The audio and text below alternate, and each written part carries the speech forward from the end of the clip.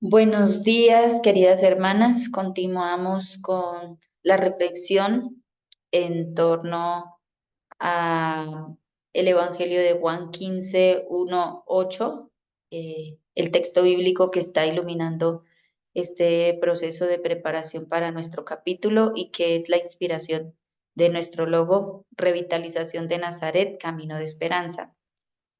Vamos a empezar entonces en el nombre del Padre, del Hijo y del Espíritu Santo. Amén.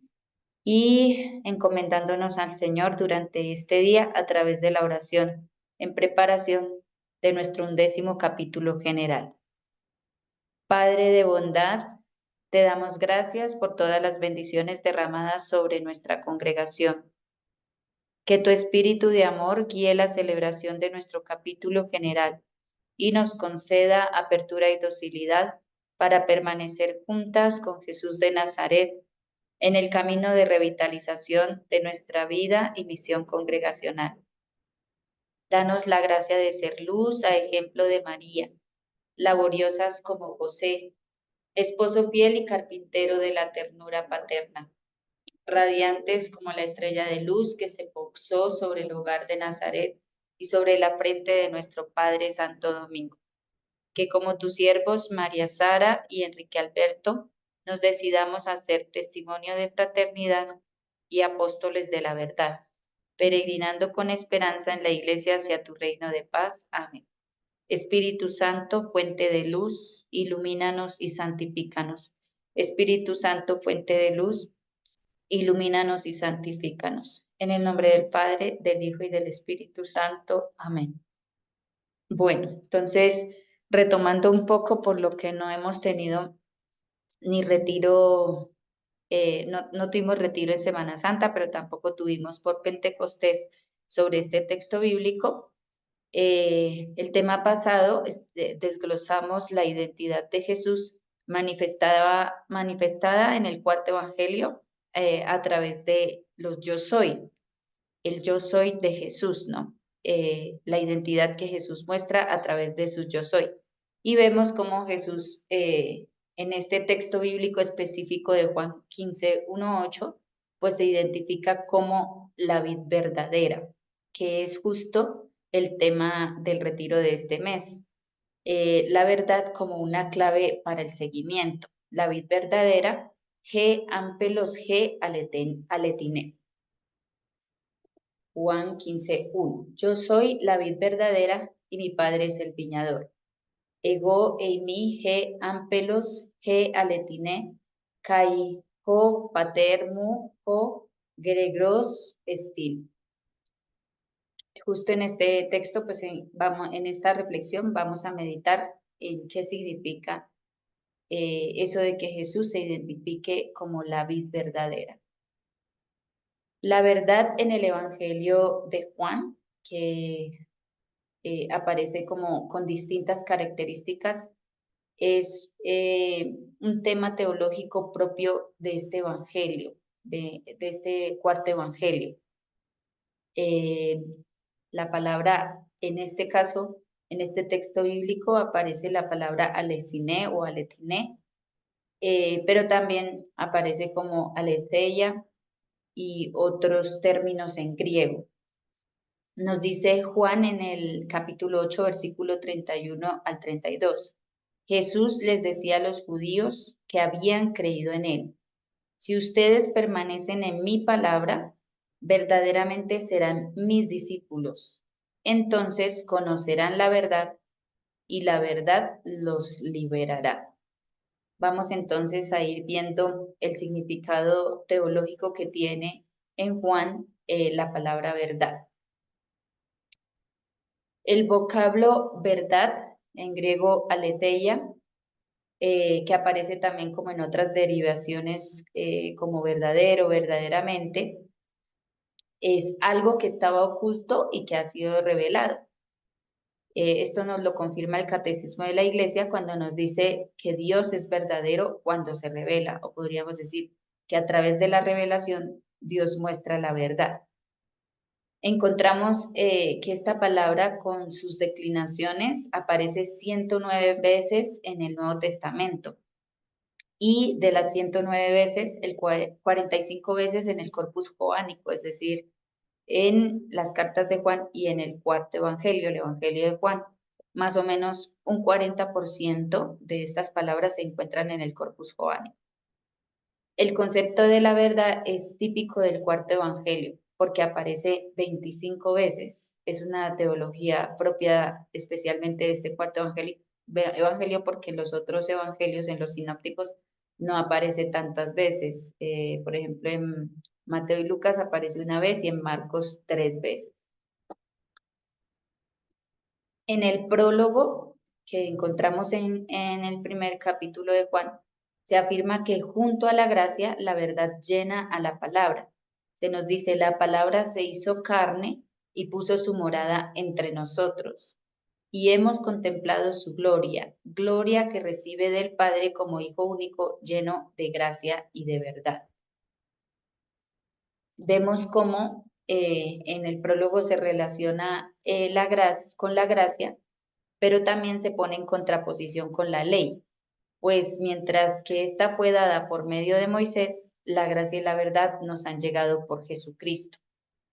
Vemos también que en el diálogo de Jesús con Nicodemo, la verdad se presenta como criterio para establecer la pertenencia a Jesús, descrita mediante la imagen de ir hacia la luz. Leemos en Juan 3:21, el que obra la verdad va a la luz para que quede de manifiesto que sus obras están hechas según Dios, ¿no? Entonces, para poder pertenecer y permanecer en Jesús, es, es indispensable vivir en la verdad. Y viviendo en la verdad, vivimos en la luz y no en las tinieblas. Vivimos según las obras de Dios. Con la samaritana vemos un paralelismo con el espíritu y el lugar de la verdadera adoración. Nos dice Juan 4:23, los verdaderos adoradores adorarán al Padre en espíritu y en verdad. Dios es espíritu y los que adoran deben adorar en espíritu y en verdad. Esto nos dice en el texto de la samaritana. También vemos que Jesús se identifica con la verdad. Ustedes mandaron enviados donde Juan y él dio testimonio de la verdad. O sea, habla de Juan como testigo de la verdad, es decir, de él mismo. Y ya veíamos en los yo soy como él se llama yo soy el camino, la verdad y la vida. O sea, él se identifica con la verdad. La verdad y Jesús y el Padre son uno solo. El conocimiento en el mundo bíblico hace referencia a una relación de profunda intimidad que solo puede darse entre quienes se pertenecen mutuamente, como por ejemplo en el texto del buen pastor, el seguimiento de las ovejas y la entrega del pastor, o sea, las ovejas le siguen y el pastor se entrega a ellos. Ese es el conocimiento verdadero, ¿no? El conocimiento verdadero de Jesús. Esto porque se nos habla mucho que el seguimiento a Jesús en este cuarto evangelio tiene que ver con el conocimiento de la verdad, ¿no? Con conocer la verdad. Entonces, conocer la verdad no es solamente saberla intelectualmente, teóricamente, lo que significa, o en este caso, creer en Jesús teóricamente, sino vivir una relación de intimidad, de pertenencia, o sea, esa intimidad hace referencia a esa pertenencia de no solamente de nosotros a Jesús, sino también de Jesús a nosotros. Nosotras le seguimos, pero Él se entrega, o sea, Él se entrega y nosotras le seguimos. Y bien nos dice el Catecismo de la Iglesia Católica en los numerales 215 a 217 que Dios es la verdad. Por eso Jesús se identifica con la verdad. Vemos como en el Evangelio de Juan los judíos han creído en él. Recordemos que, bueno, cuando se habla en el Evangelio de Juan de los judíos, se habla como dos tipos de judíos. Uno, las autoridades, que son como ese ambiente hostil que encuentra Jesús en el Evangelio y que lo quieren matar, que no le creen, que lo sabotean. Y otro, los judíos que realmente sí se convierten y le siguen. Entonces, aquí está haciendo referencia a los judíos que le han seguido y que han creído en él. Entonces, el Evangelio dice, sí, los judíos han creído en él. Creyendo en él, le pertenecen ya a Jesús. Pero la pertenencia, que es cuando se habla del verbo permanecer, que también está en nuestro texto de meditación y que más adelante meditaremos sobre la profundidad de esta palabra, que es muy bonita y muy grande. Entonces, creyendo en él, le pertenecen, pero la pertenencia se incrementa con el conocimiento de Jesús, es decir, con el conocimiento de la verdad. Nos dice en 8:32, conocerán la verdad. Sin ese conocimiento, la pertenencia no se incrementa, se queda como estática o se retrocede. Y recordemos que ese conocimiento tiene que ver con la intimidad, como esa comunión que tenemos con Jesús y con el Padre, esa comunión que Jesús tiene con el Padre. Nos dice el Evangelio de Juan, Jesús, el Padre y yo somos uno. Pues ese uno que es el Padre con Jesús es el uno que estamos llamados nosotros a ser con Jesús como seguidoras y seguidores de Él. Es ese conocimiento.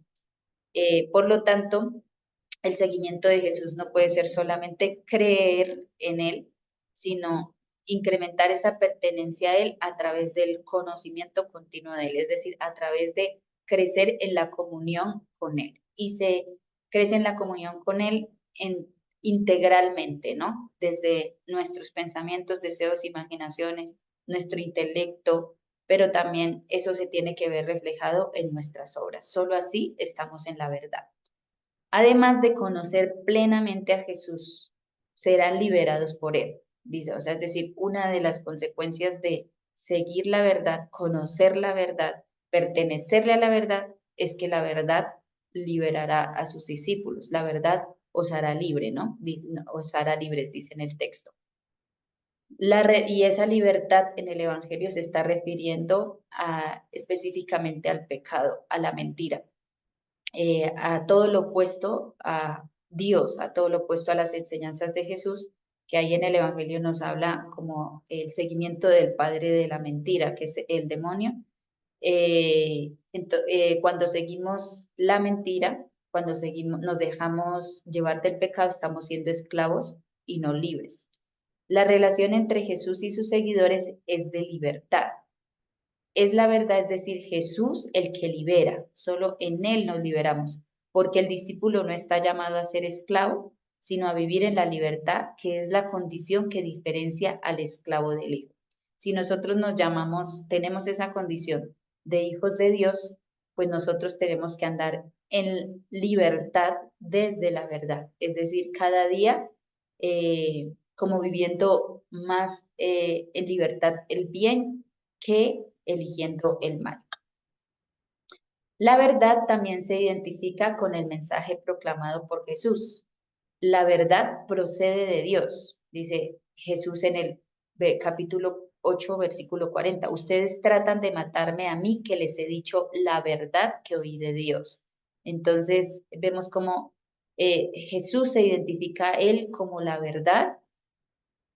Quiere que sus discípulos como criterio de seguimiento tengan la verdad, pero también él se identifica su discurso, el mensaje proclamado como la verdad, ¿no?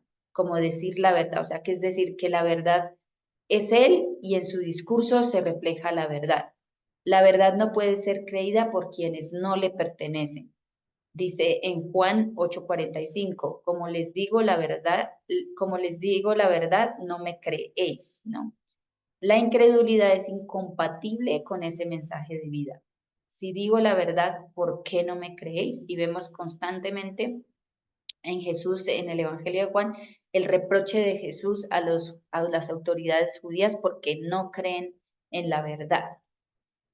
La pertenencia a la verdad, es decir, a Jesús, se manifiesta escuchando, es decir, obedeciendo su voz. En el capítulo 18, versículo 17 nos dice, yo para esto he nacido y para esto he venido al mundo, para dar testimonio de la verdad. Todo el que es de la verdad escucha mi voz. Es decir, que nosotros, si queremos estar en la verdad, tenemos que ser obedientes a su voz, a lo que Él nos pide. Así estaremos actuando en verdad. Quien pertenece a él hace las obras de Dios y siendo hijo se comporta como libre. Quien hace las obras del diablo le pertenece a él y es esclavo. Es esclavo. La verdad se opone a la mentira. Por tanto, podemos como ir viendo que el aporte del creyente a la convivencia tiene como punto central su propia experiencia de Jesús como discípulo, que permanece con él y por tanto lo conoce a cabalidad. Es de esta experiencia en la verdad, que es Jesús, que surge la auténtica libertad de quienes no actúan por obligación como lo hacen los esclavos, sino que obran en la libertad de los hijos de Dios. Recordemos que el reproche que Jesús hace también a los que no le siguen en el cuarto evangelio tiene que ver con que están aferrados a la ley, y no solo en el cuarto evangelio, los sinópticos también. Aquellos que están aferrados a la ley y que por estar aferrados a la ley no le siguen y al contrario lo cuestionan. Entonces, por eso aquí se habla de libertad, porque ya no vivimos desde el aferrarnos a la ley, que fue, como dijo San Pablo el pedagogo, sino aferrarnos a Jesucristo, crear comunión con Él y desde esa comunión con Él, permanecer en Él, conocerlo a cabalidad, ser libres y manifestar esa libertad en una auténtica convivencia, en una coherente convivencia con el hermano. El Catecismo de la Iglesia Católica nos dice que como católicas, discípulas de Jesús, debemos, primero, vivir en la verdad. Esto lo encontramos en el numeral 2470 o 2470. Nos dice ahí que el discípulo de Jesús acepta vivir en la verdad y nos menciona un texto bíblico de la primera carta del apóstol San Juan. Si decimos que estamos en comunión con Él y caminamos en tinieblas, mentimos y no obramos conforme a la verdad. Es decir, esa coherencia entre la comunión, o sea, mejor dicho, el verdadero discípulo está en comunión con Él y no camina en tinieblas, camina en la luz, es decir, camina en la verdad y obra de acuerdo a la verdad. Si una persona en sus obras está actuando desde las tinieblas, pero dice que sigue a Jesús, no le está siguiendo auténticamente, no le estás, esa comunión no es verdadera, es una fachada o es un refugio, pero no es una comunión verdadera. Vemos que lo contrario a la verdad es la mentira, es distorsionar la verdad. En un segundo momento nos invita el catecismo en sus numerales 2471 al 2472 a dar testimonio de la verdad. Es decir, no solo vivir en la verdad, sino que el que vive en la verdad da testimonio de la verdad. Y nos define esto como la conciencia limpia, tener la conciencia limpia ante Dios y ante los hombres, evitar la ambigüedad, es decir, no dar motivo a duda o a confusiones con nuestras palabras y con nuestras obras o con nuestra incoherencia, cuando en nuestro discurso hay algo, pero en nuestras obras se refleja algo distinto. De esa manera estamos pecando por ambigüedad. Se nos habla también de dar testimonio de la verdad como un acto de justicia que establece o da a conocer la verdad. Y en un tercer momento, el catecismo en su numeral 2475 nos invita a conocer las ofensas a la verdad para evitarlas, porque nosotros como seres humanos caemos, podemos caer en estas ofensas a la verdad, es decir, a Cristo mismo, que es la verdad, y como religiosas pues no estamos exentas. De hecho, nuestro examen de conciencia hay que hacerlo en torno a cómo nos estamos comportando desde la verdad. Entonces nos dice que esas ofensas a la verdad es el falso testimonio y el perjuicio cuando hacemos daño material, físico o moral a alguna persona y cuando hablamos mentiras de la otra persona. De hecho, sabemos que el falso testimonio legalmente está condenado, ¿no? Es un delito. También una ofensa a la verdad es no respetar la reputación de las personas. Cuando nosotros, creo que es algo en lo que solemos caer, por etiquetas que ponemos a los otros, dañamos su reputación. Y también los juicios temerarios, esos juicios propios desde nuestra visión, que los hacemos verdaderos sin ser verdaderos, la maledicencia y la calumnia, que también es un delito legal. Jesús nos está hablando de que Él es la vid verdadera, ¿no? Eh, y es decir, que si hay una vid verdadera, hay una vid falsa. ¿Cuál es la vid verdadera y cuál es la vid falsa? La vid verdadera, ya decimos que es Jesús y que tiene todas las características de verdad que nos va diciendo el cuarto evangelio y que ya hemos pensado, ¿no? Jesús es la verdad, el discípulo está llamado a vivir en comunión en la verdad y a hacer testimonio de esa verdad. Y desde esa verdad, pues, conocerle cabalmente, conocerle en plenitud. Y el discípulo que anda en la verdad, pues, es testimonio de esa verdad con obras y con palabras. Pero, ¿cuáles son las falsas? Pueden ser muchas, esas faltas a las que corremos el riesgo de aferrarnos y que no estamos exentos los cristianos y menos nosotras como religiosas, que también somos seres humanos vulnerables, no somos ni ángeles ni tampoco robots, somos seres humanos que estamos a los mismos pecados que están expuestos otras personas, otros cristianos, otros seres humanos y estamos expuestas nosotras. Las falsas es todo lo que nos hace dudar de la palabra de Dios, de su benevolencia y de su fidelidad. El mundo nos vende mentiras como verdades y tenemos que tener el criterio de saber cuál es la verdad, porque en este momento vemos muchas cosas falsas en el mundo. Tenemos que tener criterio para saber discernir cuál es la verdad entre todas las aparentes verdades que nos presenta el mundo, ¿no? Por ejemplo, bueno, ahora, hoy en día con todo esto de la inteligencia artificial, por ejemplo, una persona puede a partir de una foto transformar su rostro, transformar su cuerpo. Nosotros tenemos que tener clara es la verdad para saber cuál es la mentira, ¿sí? Y eso llegar a esa verdad se llega a través de el conocimiento de la palabra de Dios, de la revelación dada a la iglesia a través del magisterio, eh, pues también de la teología, de los estudios bíblicos, de los estudios teológicos, del discernimiento, de la oración, pues hay muchos medios para llegar a esa verdad, pero es importante que tengamos criterio de verdad según Jesús, porque si no muchas falsas mentiras se van metiendo también en nuestras vidas y empezamos a actuar desde esas mentiras que hay en el mundo.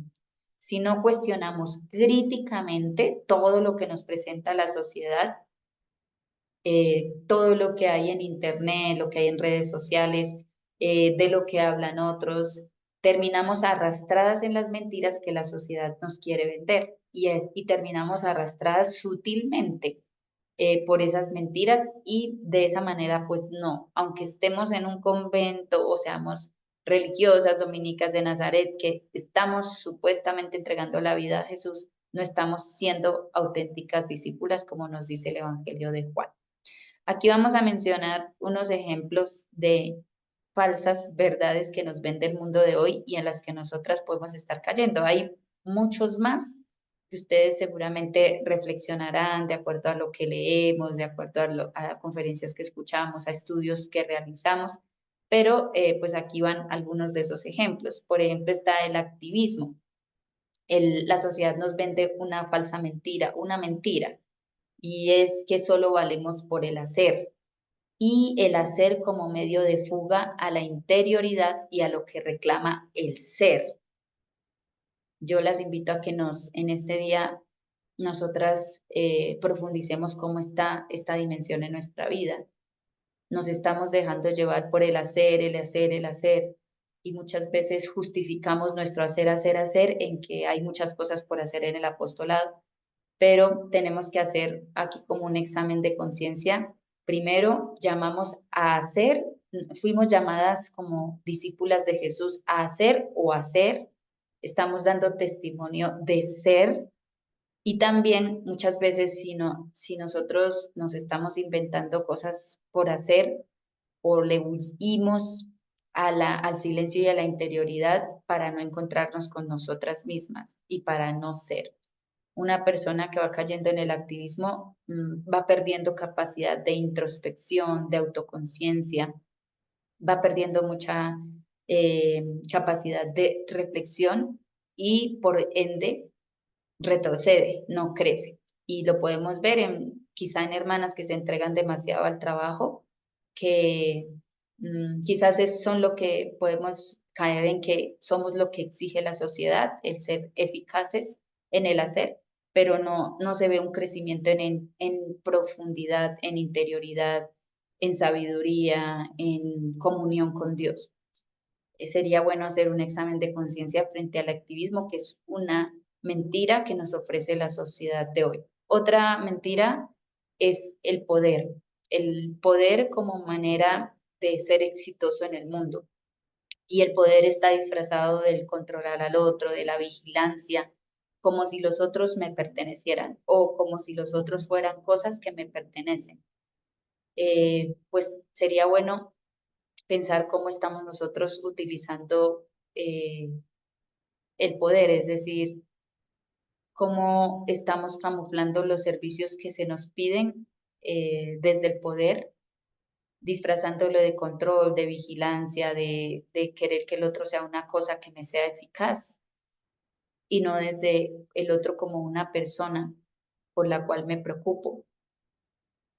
Eso sería interesante, cómo ejercemos los servicios de autoridad que nos ha pedido Dios a través de nuestras superioras, a través de la congregación, si realmente lo estoy ejerciendo desde el servicio o desde el poder, desde la explotación, desde la opresión, desde el generar ese activismo en el otro, el de valorar al otro por lo que hace y no por lo que es, preocuparme por lo que hace y no por lo que es y por su crecimiento. Esa es otra mentira que nos vende el mundo. El poder como, sí, como síntoma de una persona que es exitosa.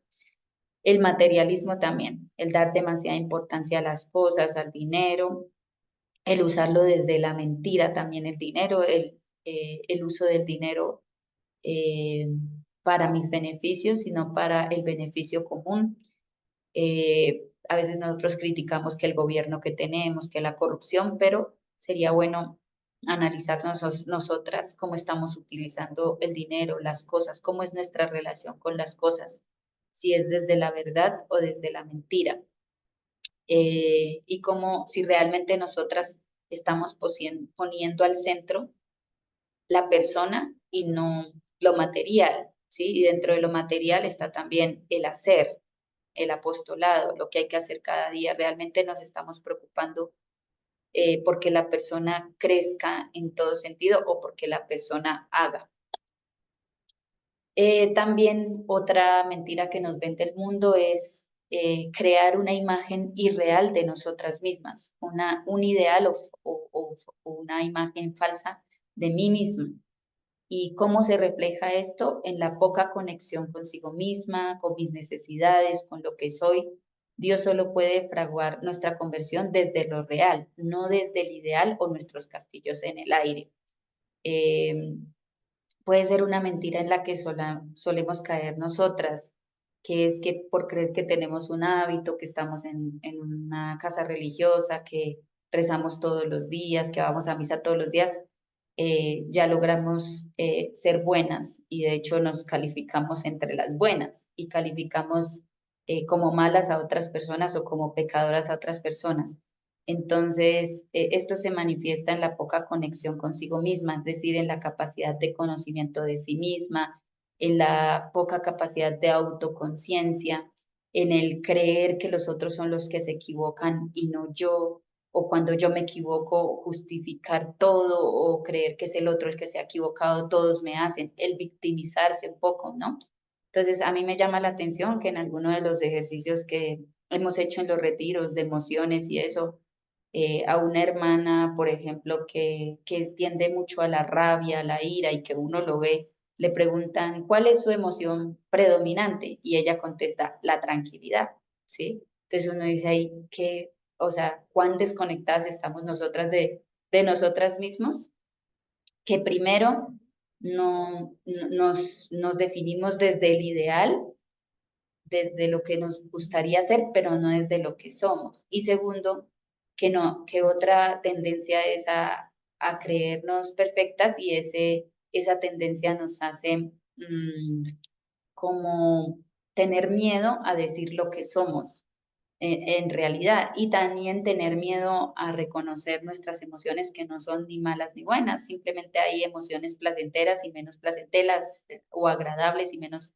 agradables, ¿no? Pero sentir emociones es propio del ser humano, también eso es un poco de la cultura, especialmente atrás, porque ahora con todos los estudios de psicología eso se va viendo como algo más normal, pero nuestra cultura y a veces la formación que hemos tenido en nuestra familia quieren como quitarnos o castrarnos las emociones o mostrarnos como el sentir tristeza, sentir nostalgia, sentir vacío, soledad, aburrimiento como si fuese algo malo y generarnos culpabilidad como si fuese un pecado, cuando las emociones en sí no son ni malas ni buenas. Jesús también las sintió, Jesús también tuvo angustias, tuvo tristeza, tuvo rabia, en realidad lo que lleva al pecado es la manera en que yo gestiono. O sea, yo puedo reconocer mis emociones y aceptarlas, pero lo que no se puede justificar es lo que yo hago con las emociones. Si yo con mi rabia le pego a alguien, pues no puedo justificar eso, pero reconocerlas hace parte de nuestra humanidad. Entonces, a veces por querer mostrar como una fachada perfecta, como si nosotros no fuéramos vulnerables, igual de pecadoras que otros, mm, como que decimos que somos tranquilas y a lo mejor no somos tan tranquilas, o decimos que nunca sentimos tristeza, o es un pecado decir que sentimos soledad cuando son emociones propias de todo ser humano. Otra mentira que nos puede vender la sociedad de hoy es el creernos convertidas, por, como decíamos, por tener un hábito, por estar aquí dentro siguiendo al Señor, por tener Eucaristía, por asistir a unos retiros, creer que ya me convertí, que no necesito más conversiones cuando en las mismas constituciones nuestras se nos dice que unido o implícito a los tres votos que hacemos y a nuestra profesión religiosa está el de cada día tener una seria conversión, una conversión seria y radical, es decir, que todos los días estamos llamadas a convertirnos.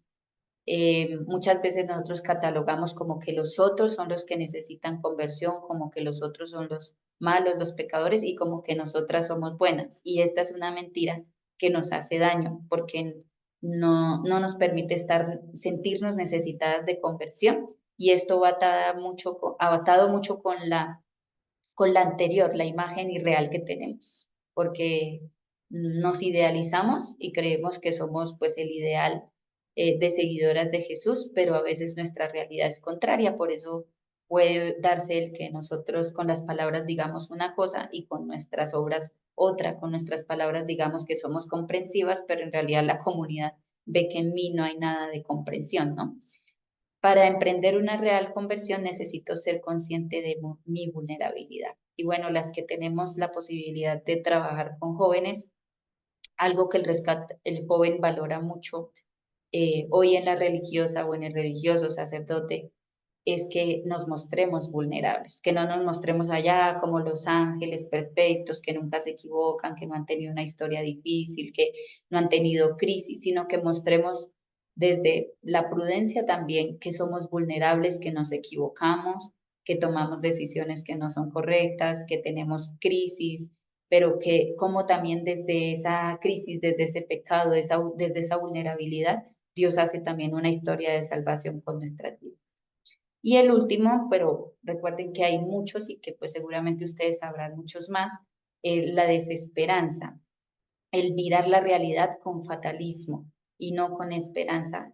Eh, Esta sociedad líquida que tenemos, que se ha llamado así, nos invita a ver como que todo se acabó, como que no hay firmeza, como que todo, los jóvenes son lo peor, como que el mundo lo peor, el gobierno lo peor, y eso nos hace caer en una desesperanza que no es propia del que está siguiendo a Jesús. Si nosotros nos fijamos en toda la historia del Antiguo Testamento, el Nuevo Testamento, toda la historia de salvación, las promesas de Dios siempre son reales y se hacen realidad las personas y siempre hay un motivo para permanecer esperanzados. Cuando andamos en la verdad y cuando realmente estamos en comunión con Dios, miramos la realidad, porque tampoco se trata como un positivismo exagerado en el que todo lo veamos positivo y no veamos lo negativo, sino hay que ver la realidad con objetividad, pero también con esperanza. Entonces, cuando caemos en la desesperanza, estamos cayendo también en una mentira que nos vende el mundo como si fuera una verdad. Bueno, antes de la reflexión, quería mostrarles un video que nos refleja lo que pasa cuando se distorsiona la verdad, ¿no? Y que nos suele pasar en nuestros momentos diarios, cotidianos. ¿Cuántas veces nosotros distorsionamos la verdad en la comunicación, en lo que nos dicen? Distorsionamos la verdad hablando de secretos de las otras personas o murmurando de las otras personas o haciendo prejuicios de las otras personas sin preguntar. Entonces, pues vamos a terminar con este video eh, que nos va a mostrar un poquito y que se complementa con un ejercicio que vamos a hacer en las huellas de sentido en comunidad.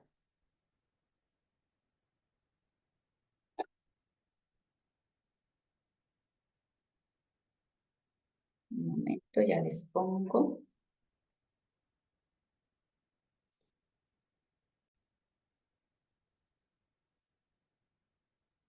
Es este video, que lo vamos a ver. Ay, perdón. Listo.